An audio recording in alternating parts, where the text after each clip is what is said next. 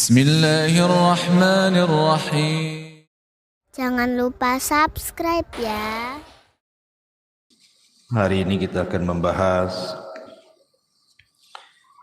seputar mukaffirat minadz-dzunub. Hal-hal yang bisa menghapuskan dosa-dosa.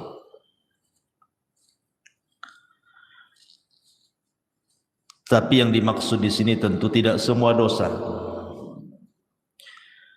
Karena dosa itu terbagi menjadi tiga. Ada dosa yang disebut dengan dosa yang paling besar yang tidak mungkin diampuni, seperti kesyirikan. Itu tidak mungkin diampuni kecuali kalau dia bertobat. Karena itu berdasarkan nas Al-Quran, innallaha la yaghfiru an yushraka bihi wa yaghfiru ma duna dzalika liman yasha. Allah tidak akan mengampuni dosa orang yang menyekutukannya, dan Allah hanya mengampuni dosa selain itu.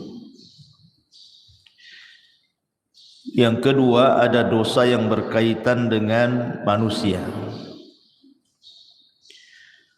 dan ini yang ditangguhkan ampunannya.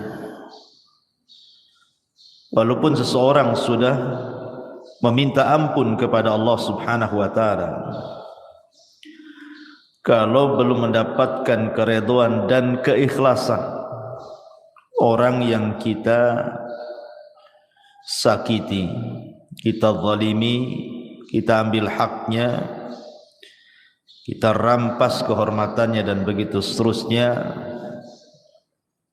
maka Allah Subhanahu wa taala tidak akan mengampuninya sampai ada kerelaan orang yang dizaliminya. Dan kalau dia sampai mati dan tidak kunjung pula mendapatkan kerelaannya, maka nanti akan terjadi qisas pada hari kiamat. Kemudian yang ketiga, inilah dosa antara kita dengan Allah Subhanahu wa taala. Inilah yang kita akan bahas,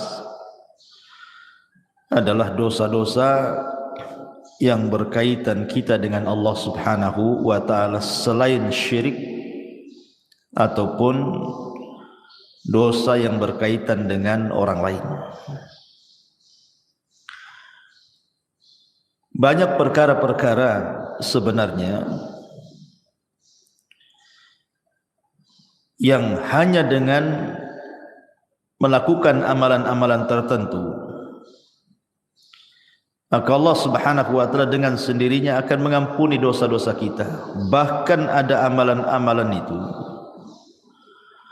yang kalau dilakukan itu, walaupun dosa kita sebanyak buih di lautan,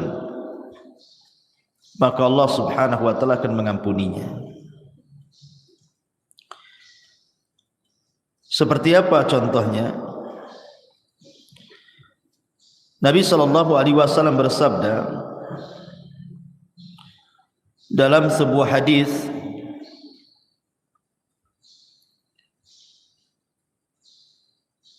yang dikeluarkan oleh Imam Muslim dan yang lainnya,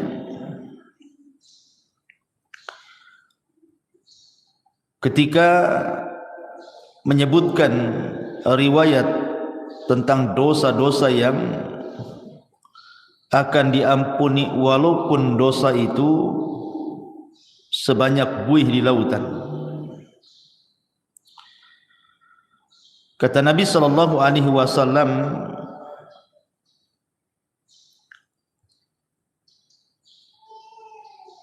disebutkan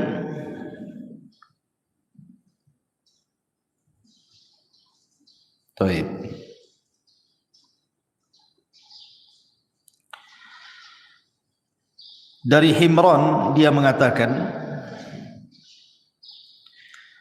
falamma tawaddu'a Utsman qala wallahi la uhadditsannakum haditsan wallahi laula ayah fi kitabillahi ma haddatskumuhu inni sami'tu Rasulullah sallallahu alaihi wasallam yaqul la yatawadda rajulun fayuhsinu wudu'ahu thumma yusalli salata illa ghufira lahu ma bainahu wa bainas salati allati taliha. Qala Urwah al-ayah innal ladzina yaktumuna ma anzalna minal bayyinati wal huda ila qawlihi al-la'inun, rawahu Muslim.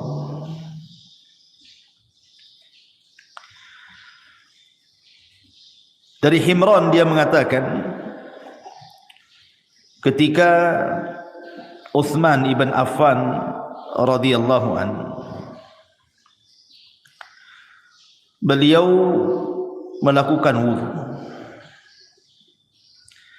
kemudian dia mengatakan, demi Allah saya akan ceritakan kepada kalian sebuah hadis, demi Allah kalau bukan karena ayat dalam Al-Quran tentu aku tidak akan ceritakan ini kepada kalian. Aku mendengar Nabi SAW bersabda, tidaklah seseorang berwudu kemudian memperbaiki wudunya, kemudian salat, maksudnya salat 2 rakaat wudu, kecuali akan diampuni antara dia dan jarak salat dia yang akan dilakukan setelahnya. Maka Urwah mengatakan yang dimaksud ayat oleh Utsman itu adalah sesungguhnya orang-orang yang menyembunyikan apa yang kami turunkan dari keterangan-keterangan dan petunjuk sampai kepada perkataannya, merekalah orang-orang yang akan dilaknat oleh Allah Subhanahu wa taala. Lihat bagaimana di sini Utsman ibn Affan radhiyallahu anhu menjelaskan bahwa wudu itu bisa menggugurkan dosa. Jadi tetesan-tetesan air wudu itu bisa menggugurkan dosa kita. Artinya bahwa hanya semata-mata kita berwudu itu sudah diteteskan dosa-dosa kita lewat air wudu tadi.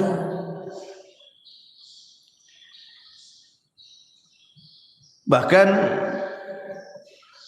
Nabi SAW juga mengatakan dalam riwayat Muslim dari Abi Hurairah radhiyallahu anhu,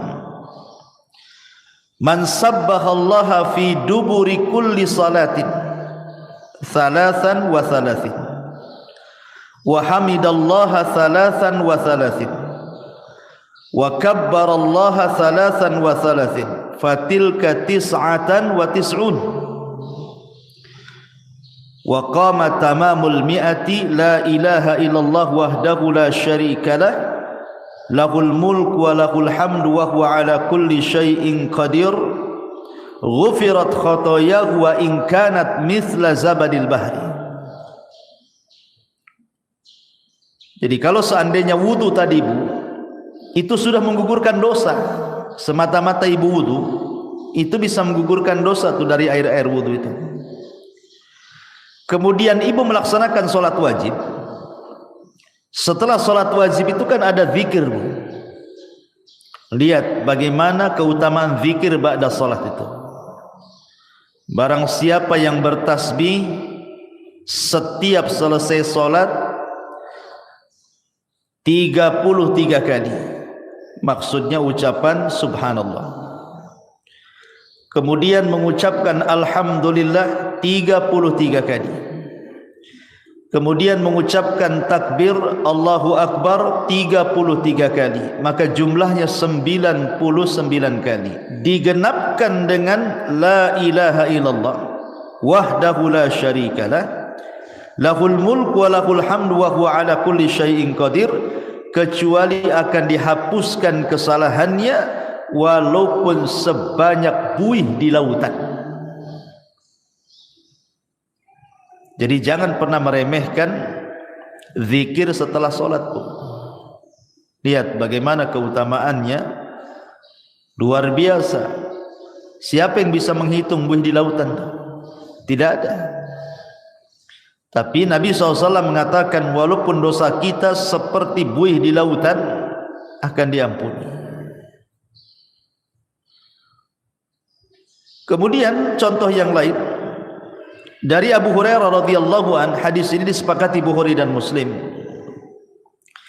Nabi SAW mengatakan man qala subhanallah wa bihamdi fi yaumin mi'ata marratin huttat khatayahu wa in kanat mithla zabadil bahri. Siapa yang melazimkan ucapan subhanallah wa bihamdi, kan mudah Bu ya, subhanallah wa bihamdi, sekali dengar saja hafal tuh. Fi yaumin mi'ata marrah, dalam satu hari itu 100 kali. Pamannya ibu bagilah, pagi berapa kali, siang berapa kali, sore berapa kali, malam berapa kali, pokoknya 100 kali dalam sehari. Tapi lihat pahalanya, maka akan dihapuskan kesalahannya walaupun seperti buih di lautan. Subhanallah, hanya mengucapkan subhanallah wa bihamdi 100 kali itu sudah menghapuskan kesalahan kita walaupun sejumlah buih di lautan. Atau contoh yang lainnya, hadis dari Abi Hurairah yang dikeluarkan oleh Imam An-Nasa'i dan Ibnu Hibban dalam sahihnya. Man qala hina ya'wi ila firashihi la ilaha illallah wahdahu la syarika lah lahul mulk wa lahul hamdu wa huwa ala kulli syai'in qadir la haula wa la quwwata illa billahil aliyyil azim subhanallah walhamdulillah wa la ilaha illallah Allahu akbar ghufirat lahu dhunubuhu aw khatayahu wa in kanat mithla zabadil bahri. Siapa yang menuju pembaringannya sebelum tidur, maksudnya Bu, ibu baca la ilaha illallah wahdahu la syarikalah, tidak ada sembahan yang berhak disembah kecuali Allah, dialah semata yang tidak ada sekutu baginya. Lahul mulku wa lahul hamdu, baginya kerajaan, baginya pujian. Wa huwa ala kulli syai'in qadir, dan dia atas segala sesuatu maha mampu. La haula wa la quwata illa billahil aliyyil azim, tidak ada daya dan kekuatan kecuali milik Allah yang maha tinggi lagi maha agung. Subhanallah, maha suci Allah. Walhamdulillah, segala puji hanya milik Allah. Wa la ilaha illallah, tidak ada sembahan yang berhak disembah kecuali Allah. Wallahu akbar, dan Allah maha besar, kecuali akan diampuni dosanya atau kesalahannya walaupun kesalahan ibu itu sejumlah buih yang ada di lautan. Hanya membaca 1 kali ini saja loh sebelum tidur. La ilaha illallah wahdahu la syarikalah lahul mulku wa lahul hamdu wa huwa ala kulli syai'in qadir la haula wa la quwata illa billahil aliyyil azim subhanallah walhamdulillah wa la ilaha illallah Allahu akbar. Cukup menghapuskan kesalahan kita walaupun sejumlah buih yang ada di lautan. Subhanallah Bu ya. Lihat, sebenarnya amalan-amalan zikir seperti ini itu kan bisa kita lakukan, karena zikir itu bisa dilakukan anak kecil, bisa melakukannya, orang remaja bisa melakukannya, orang dewasa bisa melakukannya, orang tua bisa melakukannya, laki-laki bisa, perempuan bisa, kapanpun bisa. Tidak harus mengeluarkan modal, yang penting dihafal, dibaca. Tapi lihat pahalanya, menunjukkan bahwa zikir itu amalan yang luar biasa. Salah satu penyebab dosa-dosa kita diampuni adalah dengan cara berzikir, baik berzikir yang sudah ditetapkan seperti setelah solat yang saya tadi sebutkan, ataupun sebelum tidur ataupun zikir umum tadi, membaca subhanallah wa bihamdi 100 kali. Tapi itu sudah cukup tuh menghapuskan dosa kita walaupun sejumlah buih di lautan. Luar biasa. Sebenarnya Islam itu mudah gitu ya. Cuman kita saja yang kadang-kadang sulit untuk atau malas untuk melakukannya. Zikir kan beda Bu dengan sholat. Harus ke masjid kalau laki-laki, harus ada gerakan walaupun ibu di rumah. Zakat harus pakai harta, haji apalagi capek-capek. Zikirnya hanya ngomong saja. Itu saja kadang-kadang malas kita berzikir. Tapi kita akan sebutkan beberapa amalan yang bisa menghapuskan banyak dosa. Yang pertama, bersolawat. Bersolawat kepada Nabi sallallahu alaihi wasallam. Dari Anas radhiyallahu an, Nabi sallallahu alaihi wasallam bersabda, "Man shalla alayya salatan wahidatan sallallahu biha asyra salawatin wa khutta anhu biha asyra sayyiatin wa rafa'ahu Allahu biha asyra darajat." Barang siapa yang bersalawat kepadaku 1 kali, kata Rasulullah, maka Rasul akan bersalawat 10 kali kepada kita, dan kesalahan kita akan dihapus sebanyak 10 kesalahan, dan kita akan diangkat dengan 10 tingkatan. Hanya bersalawat saja Bu. Allahumma salli ala Sayyidina Muhammad. Hanya ngomong begitu. Maka Allah akan utus malaikat membawa salawat kita menuju mana? Malaikat akan datang ke kuburan Nabi. Kemudian akan memberitahukan kepada Nabi kita bahwa ada di antara umatmu yang bersalawat kepadamu. Maka Rasul akan bersalawat 10 kali kepada kita. Subhanallah. Apalah sulitnya bersalawat? Sambil jalan dari sini pulang atau tadi dari rumah ke sini, Allahumma sholli ala Muhammad, kan enggak ada susah. Biasakan. Kalau bisa setiap ibu kaget itu yang dibaca. Karena saya di masyarakat itu aneh-aneh, kalau orang kaget apa pula yang diomongkan tuh. Ya. Bahkan saya punya kawan tuh, kalau kaget bilang jangkrik. Kan sayang gitu. Kaget saja jangkrik katanya, ya Allah kan. Apa susahnya Allahumma sholli ala Muhammad daripada jangkrik yang disebut? Ya, jadi salawat itu 1 kali sudah menghapuskan 10 kesalahan dari kita, mengangkat lagi 10 derajat dari kita. Rasul pula bersalawat 10 kali kepada kita. Ini yang pertama. Yang kedua adalah al-istighfar. Astagfirullah, astagfirullah, kan itu Bu ya.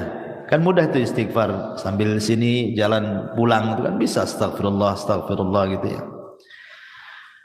Disebutkan dalam sebuah hadis Nabi sallallahu alaihi wasallam mengatakan, "Man lazimal istighfar ja'alallahu min kulli dzikin faraja." Siapa yang melazimkan baca istighfar, maka Allah akan jadikan kesulitannya lapang. Bahkan Nabi Allah subhanahu wa ta'ala berfirman, "Wa man ya'mal su'an aw yadlim nafsah thumma yastaghfirillaha yajidillah ghafurar rahimah." Siapa yang melakukan kesalahan dan mendolimi dirinya, kemudian dia memperbanyak istighfar, maka Allah subhanahu wa ta'ala akan mengampuni dosanya, karena dia zat yang maha pengampun lagi maha penyayang. Dan lebih khusus lagi Rasul mengatakan, "Man istaghfarallaha fi duburi kulli salatin 3 marrat faqala astaghfirullah alladzi la ilaha illahu al-hayyul qayyum wa atubu ilaih ghufira lahu wa in kana qad farra minaz zahfi."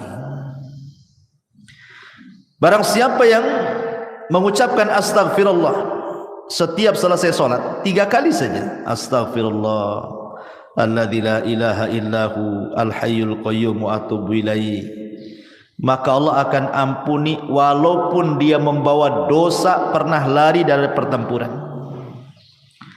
Lari dari peperangan itu, Bu, dosa besar. Enggak boleh orang lari dari peperangan itu, kecuali kalau musuhnya lebih banyak. Umpamanya lebih dari 3 orang, 1 melawan 3 orang, boleh lari. Tapi 1 melawan 2 orang enggak boleh lari. Sebab kalau lari dosa besar. Walaupun dia punya dosa besar, lari dari pertempuran, kalau dia istighfar 3 kali setelah sholat, Allah akan ampuni dosanya. Luar biasa. Ini yang kedua. Yang ketiga, salawatul khams, salat 5 waktu. Dari Abu Hurairah radhiyallahu an, Nabi SAW bersabda yang dikeluarkan Imam Muslim, as-salawatul khamsu wal jum'ati ilal jum'ati kafaratun lima bainahunna ma lam taghshal kabair. Salat 5 waktu dan Jumat ke Jumat adalah kafarah bagi dosa-dosanya selama dia tidak menenggelamkan diri dengan dosa besar. Sekarang ini, Bu, melakukan dosa kecil itu mudah sekali. Kalau dulu mungkinlah ya melakukan dosa kecil tetapi agak sulit gitu ya. Tapi kalau sekarang ini hampir tiap hari kita melakukan dosa kecil, Bu. Karena setiap kita ini punya handphone masalahnya. Terkadang di handphone itu kan nengok YouTube, nengok Facebook, nengok TikTok, ya kan?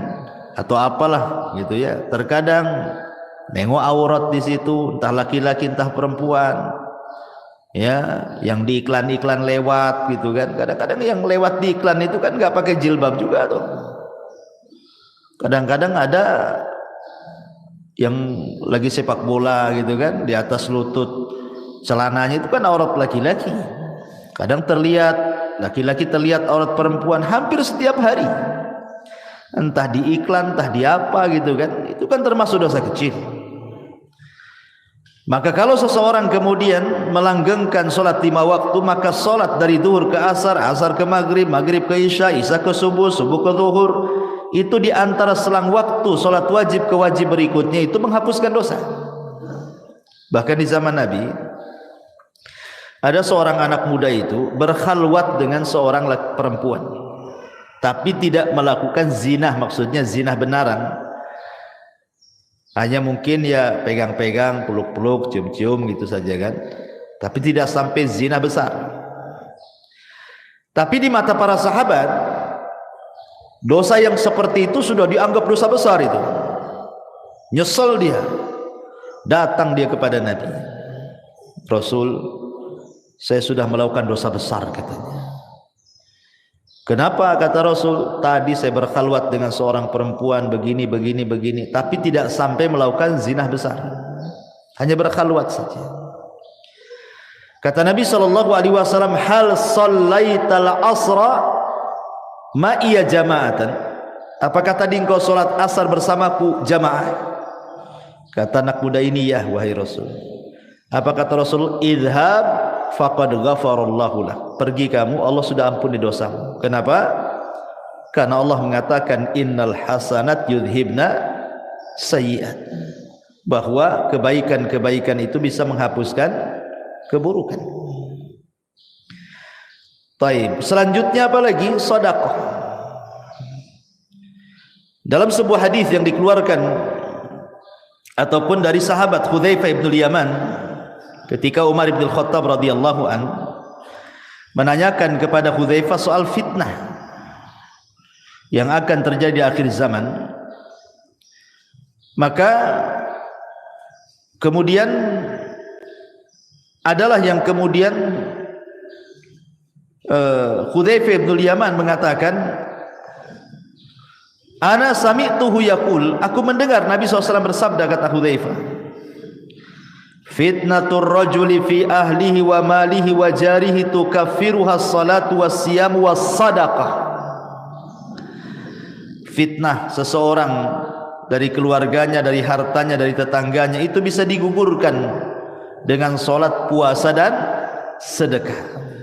Jadi sedekah juga bisa menggugurkan dosa. Bahkan kalau seandainya sedekah itu dilakukan secara sirriyah, tidak terang-terangan, Bu, yang tahu hanya ibu dengan Allah Subhanahu wa taala saja. Gimana caranya, Ustaz, sedekah sirriyah itu? Oh, gampang. Sekarang kan di handphone itu sudah banyak tuh program SMS banking itu, Bu, ya. Kirim saja lewat SMS banking. Kemudian coret namanya, kan gak nampak tuh pengirimnya, dicoret, kan tidak ada yang tahu siapa pengirimnya. Sudah gitu saja, tinggal konfirmasi, ya, jangan dikasih tahu konfirmasinya. Kalau udah tahu nomornya, tahu pula dia, kan, pakai nomor lain, ya, jadi orang tak tahu yang dari sumbangan tuh. Makanya Nabi SAW mengatakan shadaqatus sir tudfi'u ghadaba rabb, bahwa sedekah yang tidak terang-terangan itu bisa menghilangkan kemurkaan Allah Subhanahu wa taala. Bahkan dalam riwayat, tudfi'ul khati'ah kama yudfi'ul ma'un nar, bisa menghilangkan kesalahan seperti api bisa dipadamkan dengan air. Rawahu Tirmidzi. Jadi sedekah juga bisa menggugurkan dosa. Kemudian apalagi intidharus shalah.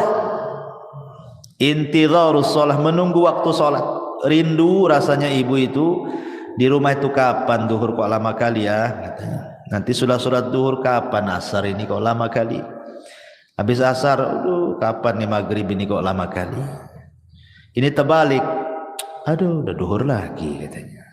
Nanti asar, cepat kali waktu ini, baru tadi itu sudah asar. Ah, itu sholat jadi beban bagi dia tuh kalau ngomong kayak gitu tuh.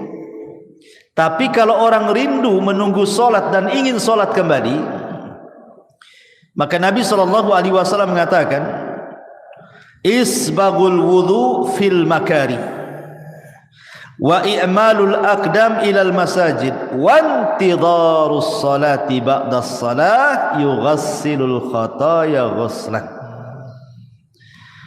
Sempurnakan wudumu ketika engkau susah untuk berwudu, entah airnya dingin, kayak sekarang kan lagi hujan terus nih di Batam nih, perasaan greges terus kan, Bu, ya, dingin-dingin terus. Apalagi datang subuh, nengok air kayak nengok es gitu ya. Tapi dipaksakan wudu, itu namanya menyempurnakan wudu. Gak suka nyentuh air pun tetap dia berwudu. Ataupun melangkahkan kaki ke masjid, ataupun menunggu sholat setelah sholat, maka itu bisa mencuci kesalahan-kesalahannya. Hadis ini sahih ala syarti Muslim dan dikatakan oleh Syekh Albani sebagai hadis sahih. Jadi menunggu salat ke salat itu bisa menggugurkan dosa. Kemudian apalagi seseorang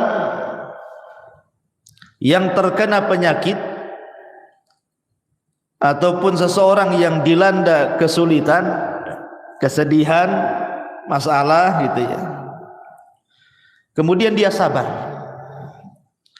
Kata Nabi SAW dari hadis Aisyah radhiyallahu anha, "Ma min musibatin tusibul muslim illa kaffarallahu